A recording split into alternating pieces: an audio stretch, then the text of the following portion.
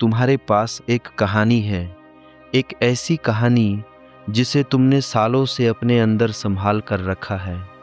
तुम कौन हो? तुम्हारे साथ क्या हुआ? लोगों ने तुम्हारे साथ कैसा व्यवहार किया? तुम्हारी असफलताएं, तुम्हारी तकलीफ़ें, तुम्हारी यादें, और धीरे धीरे ये सब मिलकर एक कहानी बन गई और तुमने उस कहानी को ही मैं मान लिया।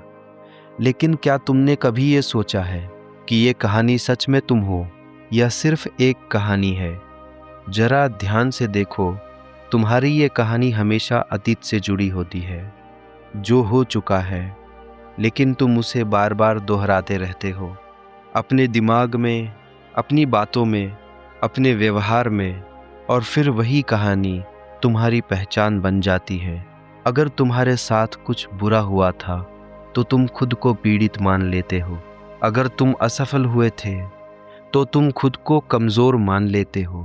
अगर किसी ने तुम्हें रिजेक्ट किया तो तुम खुद को कमतर समझने लगते हो। लेकिन ये सब सिर्फ घटनाएं थी जो बीत चुकी है। ये तुम नहीं हो, लेकिन तुमने उन्हें पकड़ लिया और उन्हें अपनी पहचान बना लिया।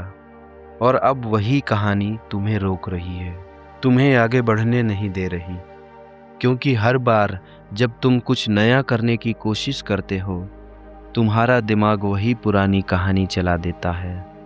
तू नहीं कर सकता, तू पहले भी फेल हुआ था, और तुम रुक जाते हो क्योंकि तुमने उस कहानी को सच मान लिया है।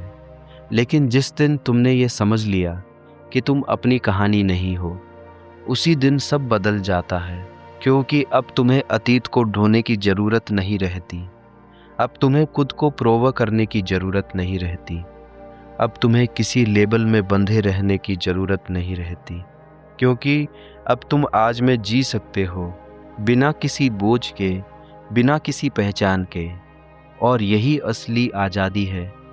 जब तुम अपनी कहानी से बाहर निकलते हो, तब पहली बार तुम खुद को सच में जान पाते हो, क्योंकि असली तुम किसी कहानी में नहीं बंधा है।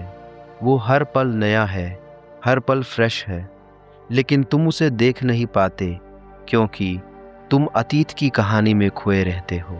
लेकिन जैसे ही तुम उस कहानी को देखना शुरू करते हो, बिना उसमें खोए, बिना उसे सच माने, धीरे धीरे उसकी पकड़ कमज़ोर हो जाती है और एक दिन वो कहानी गिर जाती है, और तब जो बचता है वही तुम हो, शांत खुला, बिना किसी लेबल के। और याद रखना, तुम्हारी कहानी तुम्हारा अतीत है, लेकिन तुम उससे कहीं ज़्यादा हो।